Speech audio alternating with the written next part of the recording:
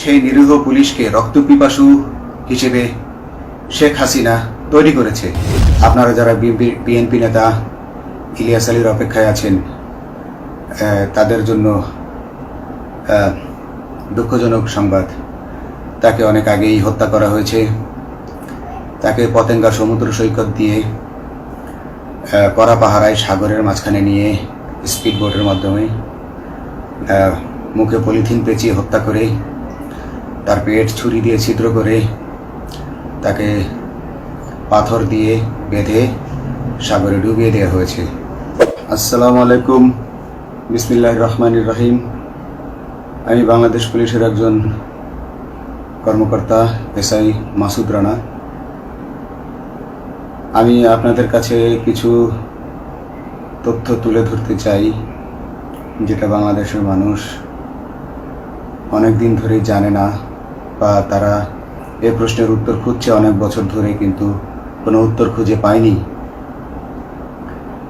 আজকে যাকে সেনাবাহিনী থেকে অব্যাহতি দেওয়া হলো, মেজর জেনারেল জিয়াউল হাসান, যিনি এনটিএমসির প্রধান ছিলেন এবং তিনি র্যাবের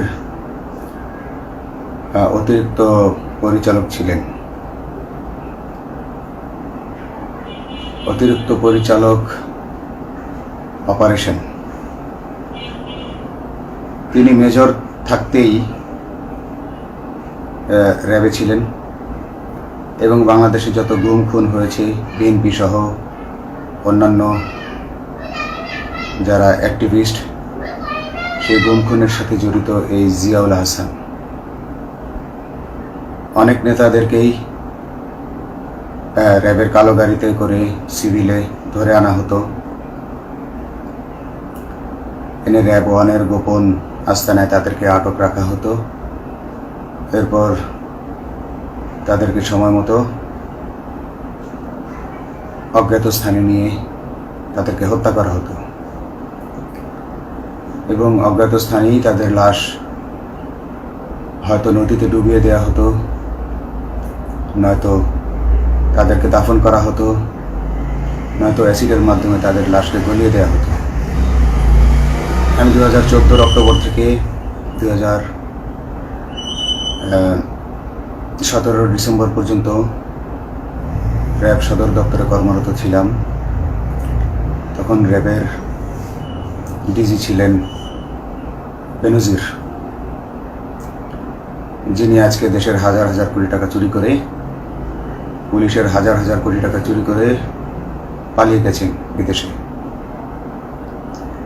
তো আমি দেখেছি অনেক মানুষকে কিভাবে অন্যায়ভাবে গ্রেফতার করে নিয়ে গুম করে রাখা হতো। আমি রিসেপশনে ডিউটি করতাম। গুম হয়ে যাওয়া মানুষের স্বজনেরা আমার কাছে আসতো, কিন্তু আমাদেরকে কঠোর নজরদারিতে রাখা হতো। সিসি ক্যামেরার আওতায় ছিলাম, তাদের সাথে আমরা ওভাবে কথা বলতে পারতাম না। তাদেরকে কোনো তথ্য দেওয়া নিষেধ ছিল আমাদের জন্য। কিন্তু তাদের স্বজনরা আসলে এসে যখন এখানে কান্না করতো, আমি নিজেকে ধরে রাখতে পারিনি। আমি অনেকের স্বজনকেই তাদের স্বজনের, গুম হয়ে যাওয়া স্বজনের পরিণতির কথা জানিয়ে দিতাম। বিশেষ করে যাদেরকে মেরে ফেলা হতো, খুন করা হতো, তাদেরকে আমি খারাপ সংবাদটা দিতাম না। কিন্তু যাদেরকে বন্দি করে রাখা হতো, যেমন বিএনপি নেতা সালাউদ্দিন আহমেদকে যখন অ্যারেস্ট করে আনা হলো, তিনি অ্যারেস্ট করার সময় ধস্তাধস্তিতে মাথায় আঘাত পেয়েছিলেন। তাকে র্যাব ওয়ানের গোপন কক্ষে আটক করে রাখা হয়েছিল দীর্ঘদিন। এরপর তাকে এক সময় ভারতে পাচার করে দিয়ে আসা হয়। তাকে অজ্ঞাত কারণে হত্যা করা হয়নি। তার ফ্যামিলি এসেছিল, তার স্ত্রী হাসিনা আহমেদ, তার ভাই গিয়াসউদ্দিন আহমেদ। ওনারা আমার কাছে বেশ কয়েকবার এসেছেন। আমি কয়েকদিন ওনাদের এই উদ্বেগ, উৎকণ্ঠা আমার সামনে বসে কান্নাকাটি দেখে আমি থাকতে পারিনি। আমি ওনাদেরকে কৌশলে আমার ফোন নাম্বার দিয়ে আমি ওনাদের সাথে দেখা করে ওনাদেরকে জানিয়ে দিই যে সালাউদ্দিন সাহেবকে হত্যা করা হয়নি, উনি জীবিত আছেন এবং ওনাকে হত্যা করার সিদ্ধান্ত নেওয়া হয়নি। এই সিদ্ধান্তগুলো যিনি নিতেন তিনি হচ্ছেন বর্তমানে মেজর জেনারেল জিয়াউল হাসান, যাকে আজকে অব্যাহতি দেওয়া হয়েছে। শুধু অব্যাহতি যদি দেয়া হয়, তাকে যদি বিচারের মুখোমুখি করা না হয়, তাহলে এই আন্দোলনের, এই স্বাধীনতার কোনো মূল্য থাকবে না। আমি আজকে আর কাউকে ভয় পাই না। আমি আজকে বিশ্বাস করি যে আজকে আমাকে এই সত্য বলার জন্য কেউ গুম করে দিতে পারবে না, এই সত্য বলার জন্য কেউ আমাকে অ্যারেস্ট করবে না। সেই কারণে আমি বুকে সাহস নিয়ে আজকে কথাগুলো বলছি।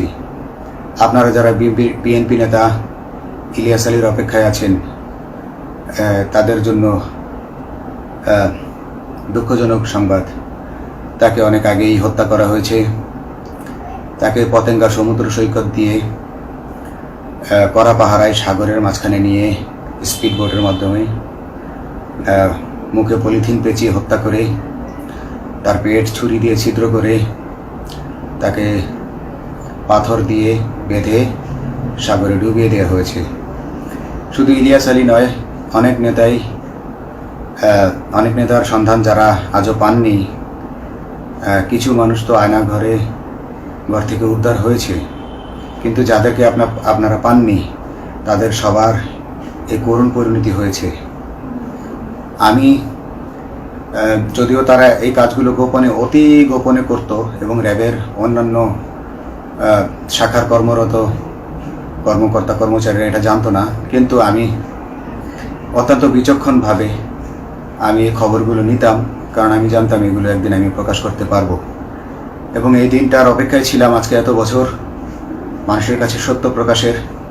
বাংলাদেশের মানুষ জানুক যে কারা খুনি, কারা এত মানুষকে গুম খুন করেছে, এই দেশ থেকে এই দেশে ত্রাসের রাজত্ব কায়েম করেছে।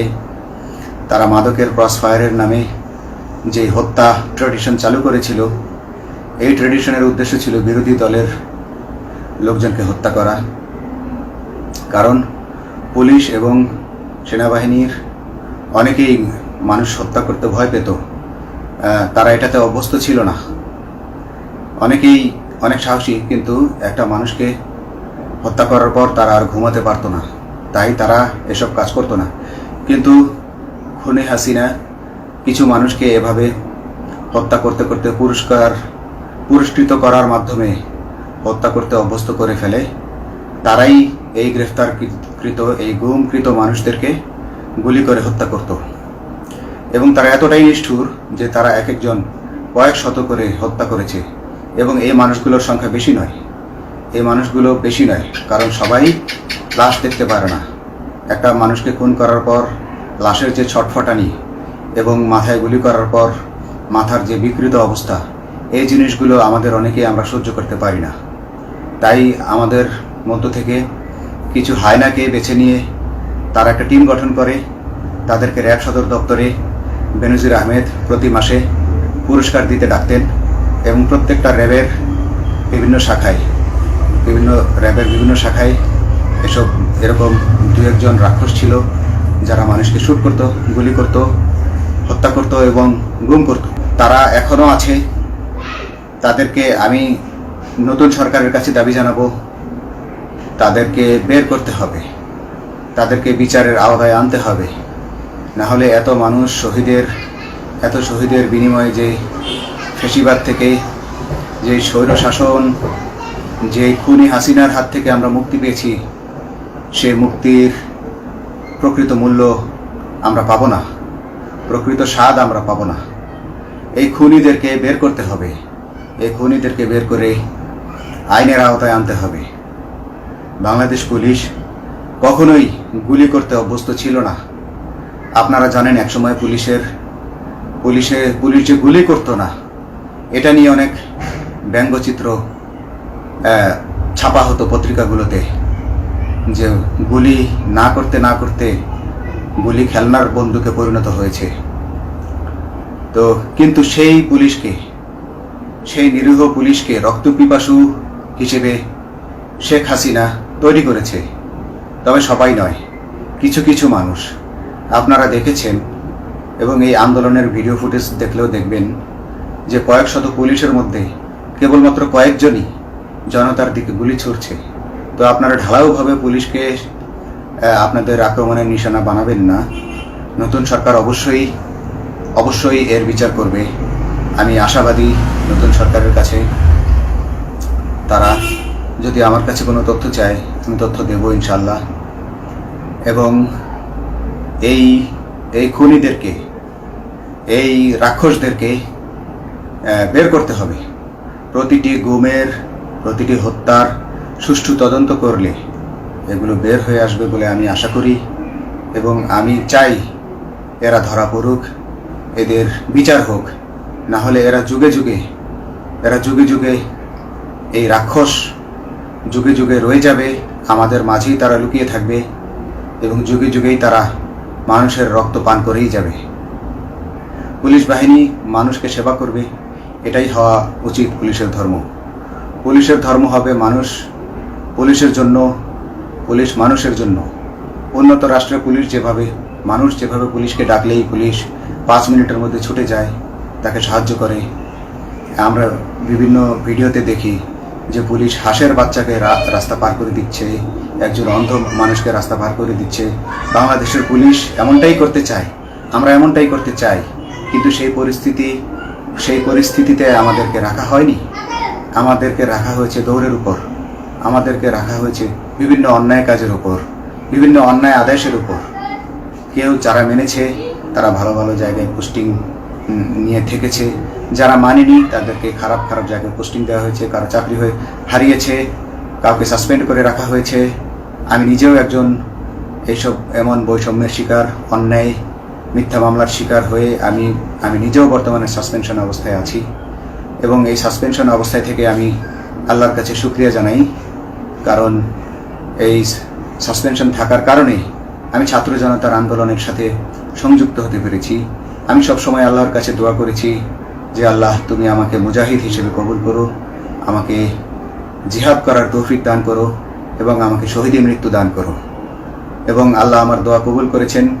আমি ছাত্র জনতার সাথে এই জিহাদে অংশগ্রহণ করেছি, ছাত্র জনতা সফল হয়েছে।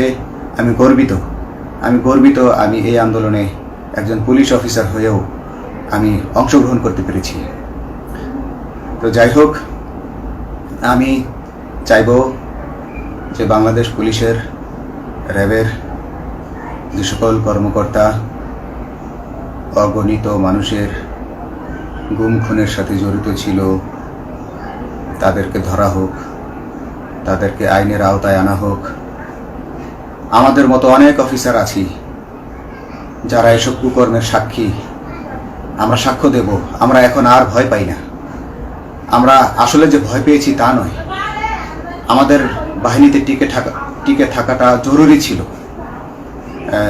জনগণের স্বার্থেই আমাদের বাহিনীতে থাকা জরুরি ছিল, কারণ আমরা যদি বাহিনী থেকে আউট হয়ে যেতাম তাহলে এসব তথ্য আমরা জানতে পারতাম না এবং জনতার কাছে পৌঁছাতে পারতাম না। জনতার কথা বলতে হলে, জনতার সাথে থাকতে হলে আমি পজিশনেও থাকতে হবে। এই জন্য অনেক কিছুই প্রকাশ করিনি, কারণ আপনারা ভালো মতোই জানেন যে অনেক সেনাবাহিনীর মেজরকেও গুম করে দেওয়া হয়েছে যারা মুখ খুলেছে। আমি তো একজন সামান্য সাব ইন্সপেক্টর, আমাকে গুম করে দেওয়া তাদের 1 সেকেন্ডের ব্যাপার ছিল।